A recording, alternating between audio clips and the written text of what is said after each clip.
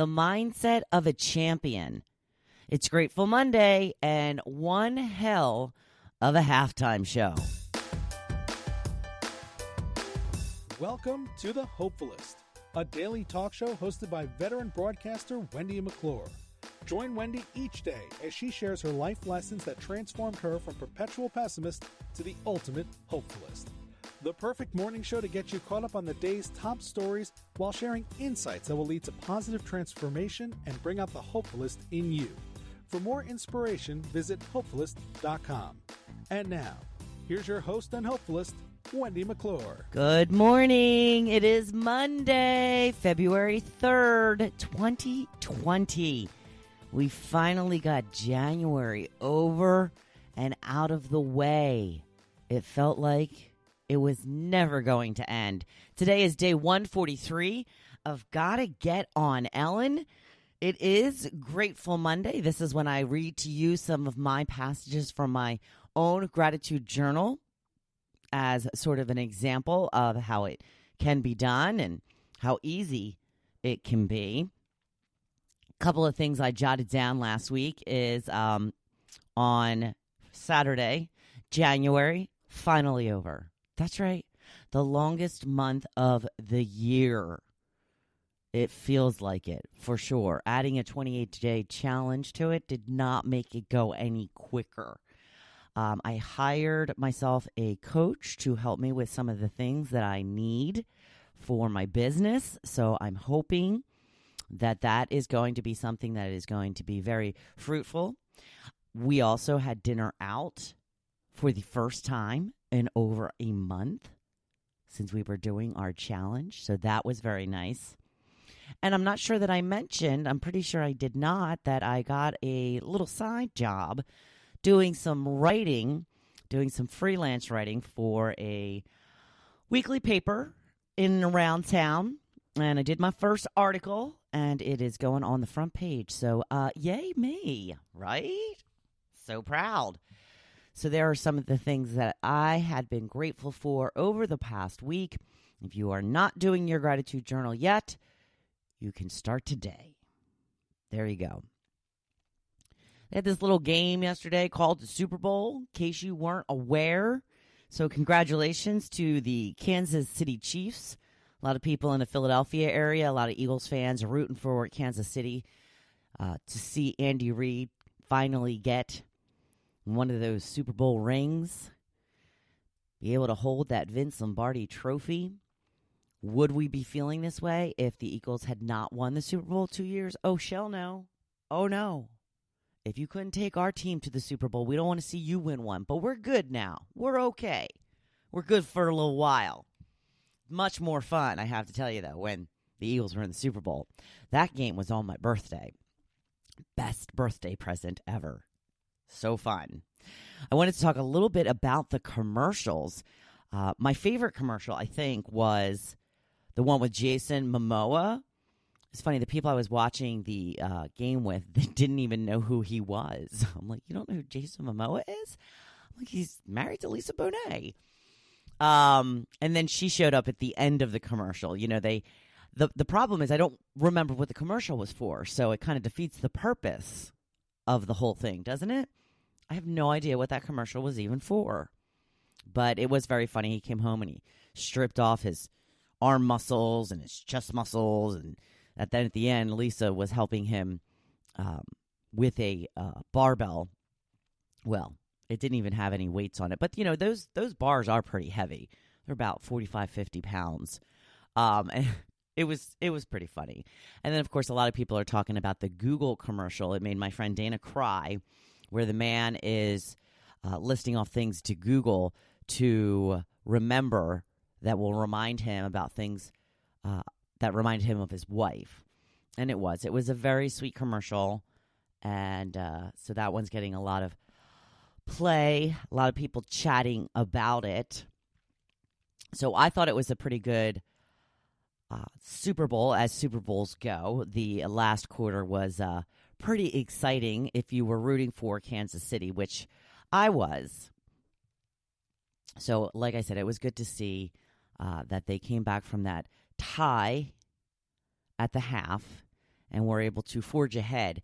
Pretty good overall. I was not a huge fan of the halftime show, and I put up a post on my Facebook page, my private Facebook page, about how I thought that the halftime show was setting the women's movement back about 50 years. I got a little bit of pushback on that, as I expected I would.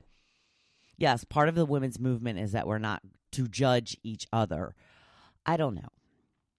I just feel like these women, and again, a lot of people pointed out, what did I expect? I don't know.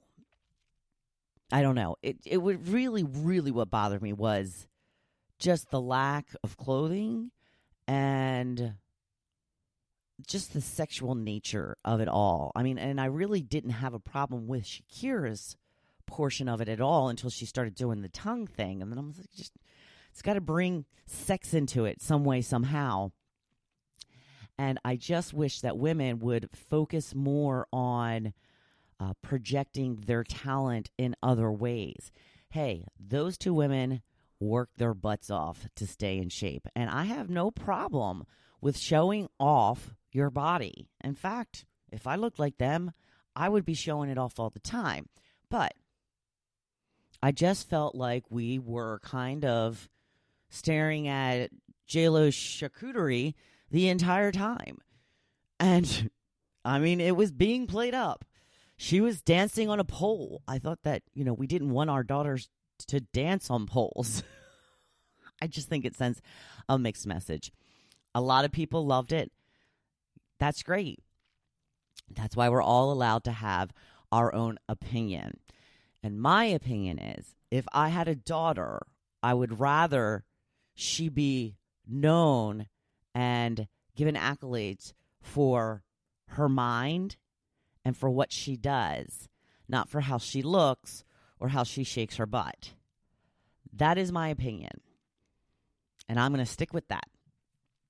But if you enjoyed the halftime show, great. That's what it's intended for. I get a feeling I'm going to have a little bit more pushback on this. But again, my opinion, I'm allowed to have it.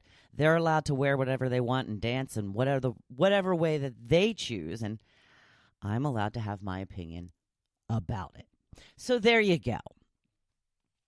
I'm going to move on to the topic now because I saw a funny little stat on the screen this morning that 17.5 million people will not be going to work today. A portion of them have already arranged to have the day off. Others will be calling out. And then they said that there's something like 1 million people who just won't show up, just won't show. No calling, no. I don't know if that means they quit their jobs, because I know if I didn't show up at work one day, I would have been fired for sure. So my topic that I wanted to hear from you about yesterday was, should the day after the Super Bowl be a company holiday?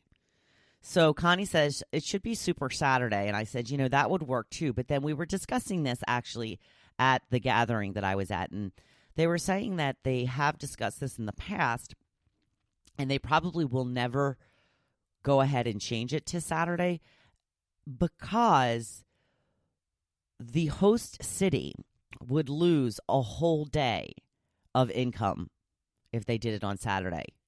And that's very true. That means they would get one less booking at a hotel, one last day of festivities to bring money into the local economy. So, yeah, I probably agree that they are not going to change it, but a lot of people agree that it should be played on a Saturday or move it to President's Day weekend. Okay, that's an option as well. It's a little late, though. A little late. Linda says, it is a holiday in our house, always kept the kids at home. Lauren says that my husband was just saying this a few hours ago, although he said it should be a national holiday. What else? Nope, it's getting out of hand unless my team is in it. Of course, there you go. It's always a little different when your team's in it. Marcy says, not everyone is a football fan. The day after Christmas isn't a holiday either.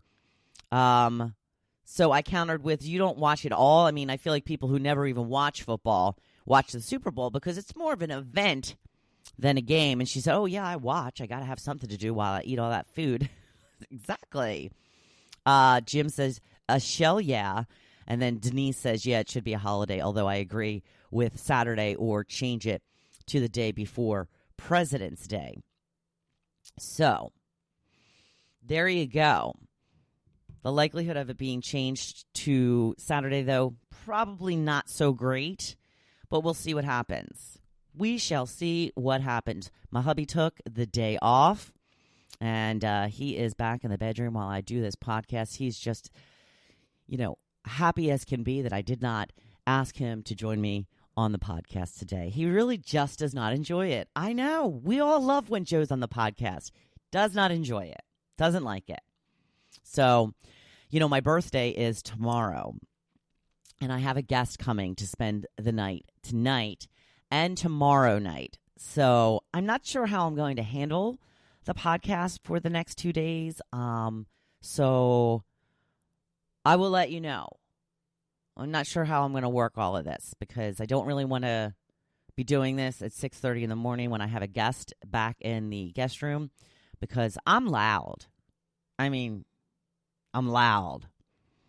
So I don't want to disturb her. So I have to figure out what I want to do. But if I want to get it done beforehand, that means I have to do all the work right now. And honestly, I just want to go back to bed. Just want to go back to bed right now. It is one of the benefits of working from home. I can go back to bed and wake up later and do all of my work. So we'll see. I will keep you posted. You know that. So on to today's blog post. I do not have a picture today because I couldn't really come up with one. And I just wanted to get the blog post done. And I had a feeling if I put off waiting to create a picture to go with it that I just wouldn't do it. So I chose to go without a picture just for today.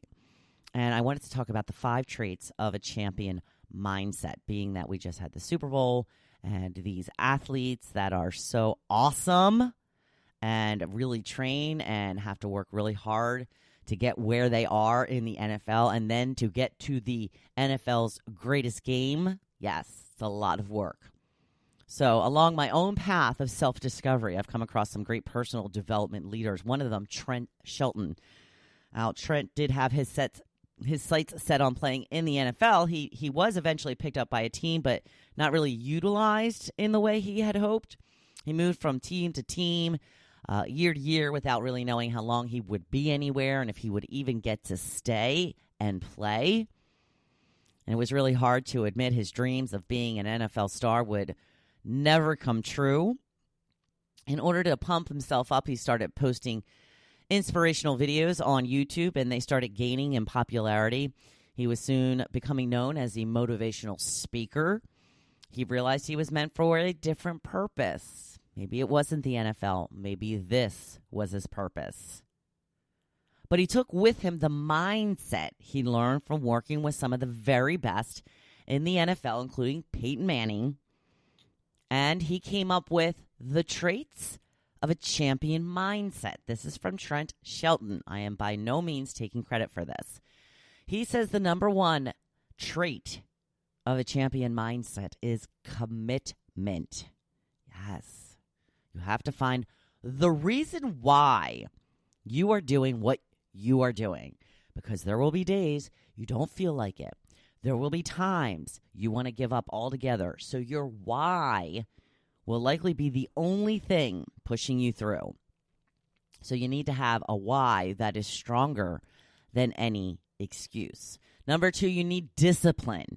You have to get willing to say no to things that won't move you toward your goal. You will have to choose some things that you aren't used to because it will lead you to something greater.